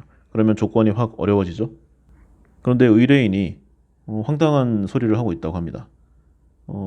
그렇게 어렵지 않게 생각이 되니까 금방 찾을 수 있겠죠? 빨리 부탁드립니다. 뭐 이런 내용을 얘기했다고 해요. 그래서 이 사람이 이 의뢰인에게 당신이 제안한 의뢰가 얼마나 어려운 일인지를 이제 보여주려고 그 공식을 계산해내는, 그 사례를 찾아내는 그런 과정을 보여줍니다. 자, 이게 일본이니까 뭐 좀 더 어렵긴 하지만 우리나라로 봐도 쉽진 않아요. 요즘에 뭐 이제 평균 신장이 많이 높아지는 추세긴 하지만 190cm 이상의 일반인 남성은 정말 어렵습니다. 그래서 이 얼마나 어려운지를 확보하는 과정, 이게 수학적으로는 정규 분포의 대상을 찾는 거죠. 세상의 수많은 현상들이 대부분 정규 분포를 따르고 있어요. 어떤 변수가 무작위로 가질 수 있는 실제 값에 관한 어떠한 좀 퍼센테이지, 좀 범위가 벌려져 있는 이 분포도 이걸 찾아내는데 유용하게 쓰이는 이제 기술입니다. 신장에 관한 내용을 보면은요. 이제 큰 신장, 작은 신장, 다양한 사람들이 이 정규분포표에 위치를 하겠죠. 이때 통계학을 보면은 가로축이 신장의 크고 작음, 세로축을 이제 분포수 이렇게 그림을 한번 그려보겠습니다. 평균 신장 170cm 부근을 중심으로 해서 이때가 가장 많겠죠. 이 부분이 좌우로 서서히 수를 줄이면서 이제 분산되어 갑니다. 170cm인 사람보다는 175cm인 사람의 수가 더 적고요. 180cm가 되면은 그보다 더 적어지겠죠. 그리고 185 이상이 되면은 이제 확 줄어듭니다. 거의 이제 기준선에 가깝게 붙어가는 이제 그런 그림이 나오게 되죠. 이 한마디로 정규 분포를 나타내고 있는 그림이라고 할 수 있는데 이 표준 편차에 관해서 말을 할 때 평균에서 이 표준 편차만큼의 사이에 전체의 70%가 포함되어 있다. 이게 이제 그 기본값이에요. 그러면 이게 이제 이거는 정해져 있는 겁니다. 68%. 그래서 정규 분포에 68, 95, 99.7 규칙을 설명해 주고 있습니다. 계산해 보면은요. 일본인 성인 남성 평균 신장의 표준 편차를 이미 좀 산출해 놨습니다. 그래서 나이에 따라서 차이가 있지만 대략 6이라는 숫자가 나온다고 해요. 그러니까 아까 68, 95, 99.7이라고 했잖아요. 일본인 성인 남성의 68%는 170을 기준해서 좌우로 6, 그러니까 신장 164cm 그리고 신장 176cm 사이에 있다는 그런 뜻이 됩니다. 아마 우리 주변을 생각해봐도 얼추 맞으리라고 생각합니다. 이거는 일본 총무성 통계인데 우리나라의 보건복지부 통계를 봐도 큰 차이는 없으리라고 봅니다. 참고로 여기에서 표준 편차가 2배, 그러니까 이 표준 편차가 되면은 전체의 95%가 포함된다는 그런 이야기입니다. 다시 한번 말씀드리지만 68, 95, 99.7이에요. 그러니까 170을 기준으로 표준 편차 6의 2배, 이 좌우로 12를 벌리는 거죠. 그래서 170-12는 158, 170 더하기 12는 182cm 사이에 전체의 95%가 포함되는 겁니다. 그러니까 신장 180cm를 넘는 사람은 그다지 많지 않지만 잘 찾아보면 몇 명 정도는 있을 수 있다는 겁니다. 실제 주변에 어떻게 될지는 좀 확인해 봐야 되겠지만 국가 전체 단위로 본다면 이 정도 이제 표준 편차와 분산도가 나타난다는 거죠. 그러면 여기서 이제 의뢰인의 요구를 충족하는 그 기준을 봐야 되겠죠. 표준 편차가 3배, 그러니까 18, 18입니다. 3 표준 편차가 되면은 170 기준으로 이제 18을 빼는 겁니다. 그러면 신장 152cm에서 188cm 사이에 99.7%가 포함되는 것이죠. 68, 95, 99.7 규칙, 이 통계학의 이 규칙입니다. 정규분포의 아주 중요한 특징 중에 하나죠. 그래서 평균과 표준 편차를 가지고 어느 구간에서 얼마만큼의 확률 분포가 밀집되어 있는지를 설명할 수 있습니다. 자, 개념이 이렇고요. 그러면 맨 처음에 의뢰인이 제안한 신장 190cm 이상인 일반인 사람을 찾아달라. 이 의뢰가 얼마나 어려운 일인지를 알 수 있습니다. 190cm의 남성은 이 3 표준 편차에도 포함되지 않는 거기서도 더 넘어가는 그런 수준이라는 거죠. 1000명 중에 1명 있을까 말까 하는 숫자입니다. 99.7이니까요. 이걸 벗어나야 됩니다. 더욱이 여기에서 일반인 대상이기 때문에 이 정도 키를 갖고 있는 사람은 아주 특별한 경우를 제외하고는 좀 이 키를 활용하는 그런 직업을 가지기가 쉽죠. 그래서 일반인 상대로 한다니까 더욱 어려워지는데 그래도 반드시 찾아야 한다. 그러면은 이제 특별한 커뮤니티를 찾는 수밖에 없습니다. 책에 나와 있는 방법도 그렇고 그래서 일반적으로 주의를 수소문한다고 하는 거는 좀 노력에 비해서 결과치가 신통치 않을 것이다. 이런 내용을 유출할 수가 있는 거죠. 그래서 이런 이제 숫자, 그러니까 표준 편차와 이런 통계학을 기반으로 해서 의뢰인에게 제시할 수 있는 것입니다. 신장 190cm 이상인 사람을 찾는 것은 1000명에 1명이 있을까 말까 하는 숫자이기 때문에 정말이지 어렵고 많은 시간이 필요하다. 그런 고로 의뢰비를 더 달라. 이렇게 할 수 있는 거죠. 이런 식으로 응용할 수 있는 겁니다. 자, 그러면 이 내용은요. 어디까지나 통계학상 가정한 결과치에 의한 내용입니다. 근데 신기하게도 이 저자가 이제 경영 컨설턴트를 기반으로 해서 여러 가지 내용의 직업을 했다고 했잖아요. 오랫동안. 세상의 이 다양한 현상이 이 2대 6대 2의 법칙, 거의 이 안에 속하는 이제 그런 내용을 설명해주고 있습니다. 그러니까 아주 통계학적인 숫자와 정확히 일치하진 않지만 세상의 거의 모든 일들이 숫자의 범위를 벗어날 수는 없다는 이제 그런 내용이에요. 아까 이야기한 뭐 신장이나 체중, 그리고 뭐 회사의 주식, 그리고 뭐 태풍 같은 경우가 많죠. 일본에는 지진도 그렇고 이런 자연현상 발생의 빈도 데이터를 분석해 보면은 이와 같은 분포도를 보이는 경우가 대단히 많은 것을 직접 다 찾았습니다. 그래서 이것이 점점 더 숫자가 확대해 나가고 우주적 사이즈로 가면은 우주 삼라만상의 대부분 현상이 정규 분포가 되도록 만들어져 있음을 알 수 있습니다. 여기서 추가로 이 저자가 자신의 경험담을 더해서 이 법칙에 대한 사례를 이야기해주고 있는데요. 그게 바로 이 2대 6대 2의 법칙입니다. 즉 모든 사람은 20%의 우수한 사람, 그리고 60%의 보통 사람, 그리고 나머지 20%의 일 못하는 사람으로 이 조직이 구성되어 있다는 거죠. 그래서 아무리 우수한 사람만 모으고 고르고 뭐 엄청난 경력사원 선발 과정 등을 거쳐서 뽑아도 결국은 이 비율로 귀착이 된다고 합니다. 그러니까 우열반을 아무리 나누고 쪼개고 해도 결국은 다시 우열반이 되는 것과 마찬가지죠. 그래서 정규 분포에 기반해서 생각을 했을 때 이 비율이 우수한 사람 16%, 보통 사람 68%, 일 못하는 사람 16%가 되는 겁니다. 그래서 생각하기 쉽게 2대 6대 2 이렇게 하는 거죠. 정규 분포의 법칙을 따르는 일반 조직의 구성도입니다. 그리고 여기에 이제 다음 범위의 정규 분포도를 확장시켜 보면은 2% 엄청나게 일 잘하는 아주 정말 세계적인 레벨의 그런 사람이 있고요. 하위 2% 엄청나게 일 못하는 사람이 나온다고 합니다. 이것도 역시 현실의 숫자와 비슷하죠. 그리고 어떤 이제 어려워서 거의 망해가는 기업에 이제 이 경영을 재생하는 이제 그런 기업 컨설턴트로 프로젝트를 맡아서 들어가는 그런 경우가 있습니다.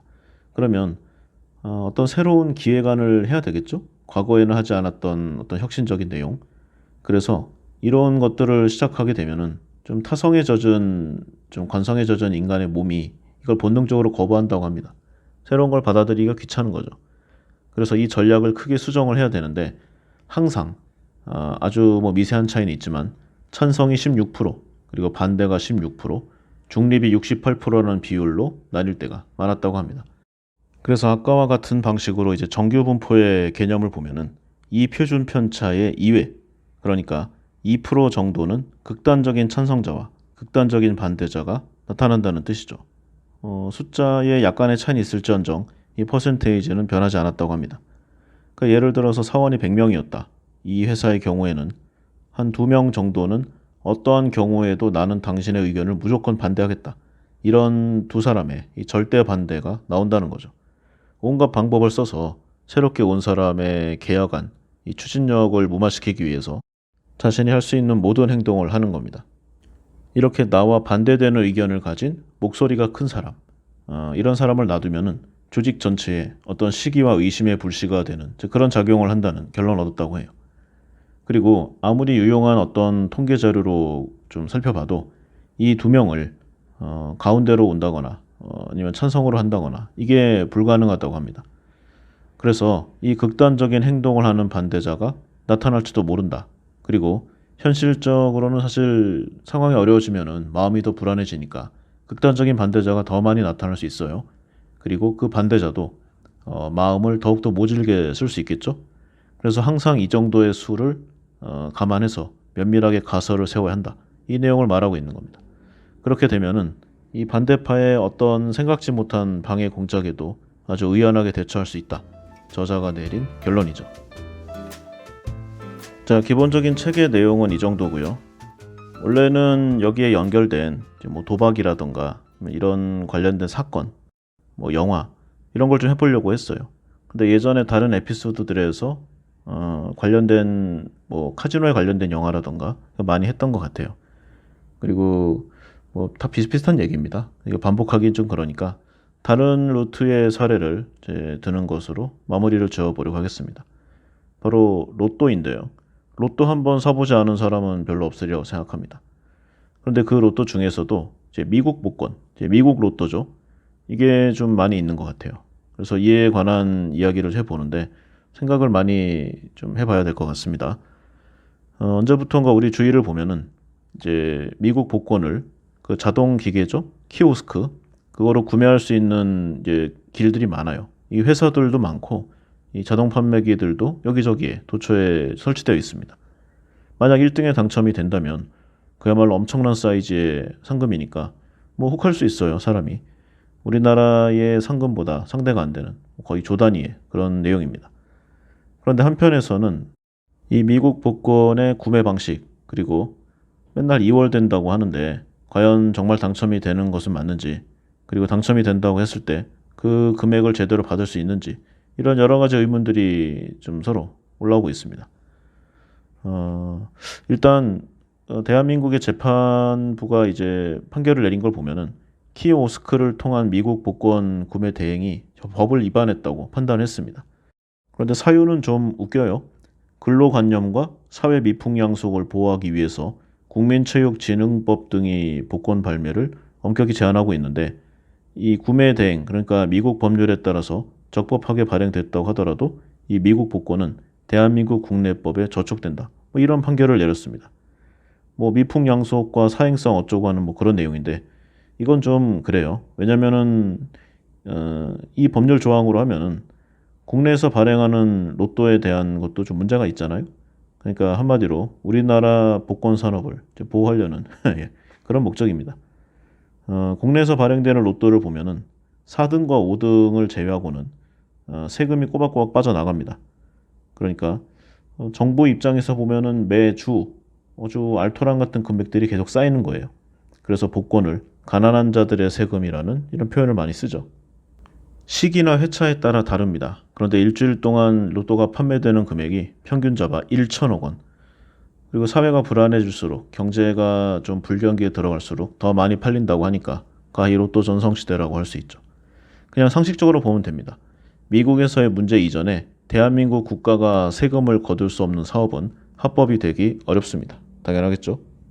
그럼 문제가 되는 미국 복권은 무엇인가? 그 개념은 뭔가? 한번 간단히 보겠습니다. 먼저 파워볼이라는 게 있어요. 1부터 69 사이의 숫자를 5개, 그리고 1부터 26 사이의 파워볼 숫자 하나를 맞춰야 1등이 당첨되는 그런 시스템입니다. 파워볼의 구매 금액은 장당 2달러. 상금을 보면은 이제 1등은 잭팟 당첨금이니까 판매량에 따라 달라지겠죠? 그리고 2등은 100만 달러, 3등은 5만 달러, 뭐 하나 한 6천만 원 조금 넘는 금액입니다. 그리고 4등과 5등은 뭐 100달러 정도 이렇게 보면 될 것 같아요. 2등 금액이 100만 달러, 하나 한 14억 원, 환율이 좀 올랐으니까 그러면은 파워볼의 1등 당첨 확률은 거의 3억 분의 1에 해당하는 그런 내용입니다. 정확히는 2억 9,220만 1338분의 1이라고 하네요. 한국의 로또 당첨률은 800만 분의 1 정도죠. 그러니까 대략 한 40배 조금 안 되는 그런 어려움이 있습니다. 참고로 파워볼의 1등 역대 최고 당첨 금액은 2017년에 있었던 7억 5,900만 달러. 지금 환율로 보면은 뭐 한 9천억 원이 넘는 어마어마한 숫자입니다. 이 숫자만도 역대급인데 이게 당첨자가 한 명밖에 없었어요. 그러니까 승자 독식했죠. 현찰로 일시금을 받으면 세금 떼고 4억 8천만 달러, 하나 약 한 6,500에서 7천억 정도를 수령합니다. 이게 파워볼이고요. 그리고 메가밀리언 1부터 70까지의 숫자 중에 5개, 그리고 1에서 25까지 숫자 중에 메가볼 1개를 맞히는 방식입니다. 이건 더 어려워요. 3억 267만 분의 1입니다. 미국인의 인구수가 한 3억 3천만 명 조금 넘으니까요. 그 중에서 랜덤에서 한 명 뽑는 정도의 확률입니다. 더 어려우니까 금액도 더 세요. 역대 최고 당첨 금액이 2조 원 가까이 되는 그런 금액입니다. 우리나라 로또 1등 되면은 이제 뭐 아파트값 워낙 올라가지고 서울에서 아파트 한 채 좋은 거 사는 것도 어렵습니다. 그런데 메가밀리언 1등 당첨이 되면은 바로 재벌이 돼요. 자, 뭐 설명은 이렇고요. 그런데 이 미국 로또를 이제 사는 게 이제 대행을 하잖아요. 그래서 외국인이 직접 미국에 방문해서 직접 구매하는 이게 이제 구매 대행입니다. 그런데 앞에서 봤듯이 이 파워볼이나 메가밀리언의 1등 당첨 금액 그야말로 인생 역전이라고 불릴 만큼 어마어마한 숫자입니다. 그래서 항상 많은 사람들이 이 미국 로또의 구매 대행을 찾아보고 그리고 뭐 시키고는 하죠. 그리고 우리 주위를 보면은 실제로 미국 로또의 구매 대행 사이트 그리고 미국 로또의 키오스크 판매대 등을 계속 찾을 수 있습니다. 그럼 과연 여기서 구매하면 될 것인가? 참고로 미국에서는요. 메가밀리언과 파워볼 등의 미국 복권은 미국 현지에서만 구매 가능한 것으로 정해져 있습니다. 그래서 구매 대행을 한다고 하는 거죠. 그래서 이 여러 가지 방법이 있겠지만 구매자가 키오스크를 통해서 원하는 번호를 입력하고 결제를 하면 미국 복권 구매 대행 회사가 이들 데이터를 미국 현지 법인에 전달해서 대신 구매해주는 방식입니다. 그리고 이제 이들 업체가 관련 애플리케이션, 앱 등을 써서 이 구매한 복권 영수증을 스캔한 다음에 이미지 파일로 구매자에게 제공하는 겁니다.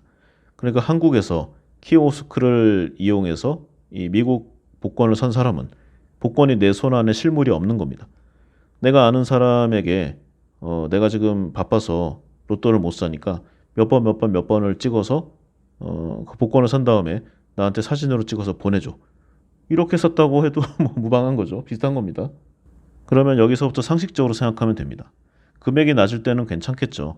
뭐 한 3등에서 뭐 한 4, 5등, 6, 7등 이렇게 당첨이 되면은 업체가 당연히 당첨금을 대신 전달해 줍니다.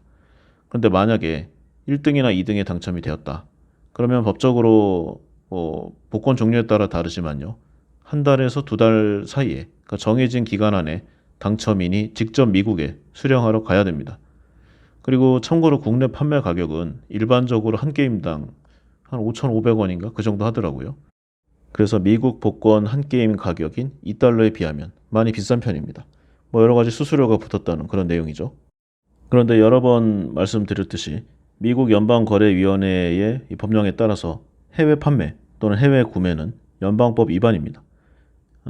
외국인 신분으로는 미국 온라인 복권 구매가 불가능한 거죠. 그러니까 1등 당첨 확률이 뭐 3억 분의 1 정도 되는 그야말로 말도 안 되게 낮은 이 수치이지만 이게 만약에 당첨되었다고 하더라도 이들 대행사가 먹튀할 수 있는 겁니다. 회사가 설마 그러겠는가? 우리 주위를 한번 둘러보세요. 단돈 몇백만 원에 또는 몇십만 원에 예전부터 알던 친지, 지인을 찔러 죽이는 그런 사건들이 일어나는 오늘날입니다. 어디서 한번 보지도 못한 생면부지의 어떤 사람의 복권을 내가 가로채서 당첨금을 받는 거. 그게 그렇게 어려울까요?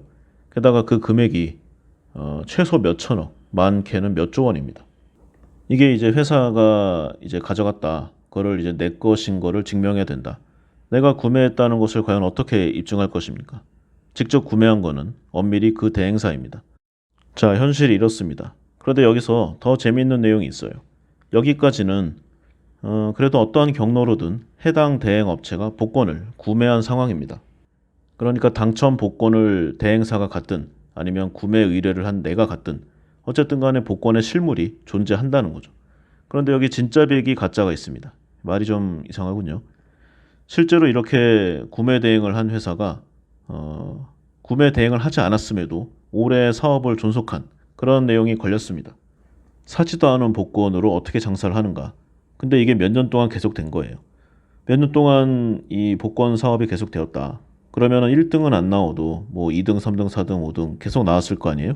다시 말해서 상금이 계속 지급되었다는 말입니다. 그런데 미국이 아닌 외국에서 구매하면 상금 지급이 안 된다더니 어떻게 된 것이냐. 내용은 이렇습니다. 이 사기꾼들, 그러니까 이 복권을 사지도 않고 샀다고 하는 이 가짜 회사의 사람들이 파워볼 또는 메가밀리언을 구매 대행해 준다는 조건으로 장당 수수료를 붙여서 파워볼을 판매했습니다. 그런데 이들이 미국 복권을 사지 않았잖아요. 그래서 소액, 이들 입장에서는 뭐 좀 자본금 이하의 금액이겠죠. 그래서 이 소액 당첨금을 자신의 돈, 아마도 이제 받은 돈이겠죠. 이제 구매자들한테 이 돈으로 상금을 직접 지급했습니다. 대단해요. 어떤 의미에서는. 어떻게 이런 생각을 했나. 그러니까 법률적인 부분을 따지기 전에 한마디로 당첨 확률이 극히 낮다는 것을 인지해야 한다는 겁니다. 이렇게 몇 년 동안 고객들이 산 복권 금액에서 당첨 금액을 빼도 엄청나게 많은 그런 장사를 한 겁니다. 그럼 이 일당들은 어떻게 되었는가? 총 20명이 이제 전체 그룹이었다고 해요. 15명은 잡혔고 몇 명은 외국으로 도망갔는데 이제 계속 인터폴 수배죠.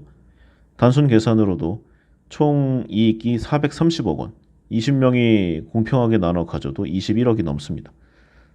대단한 장사고 복권을 사지 말아야 할 이유가 하나 더 느는 그런 좀 사건 내용이에요.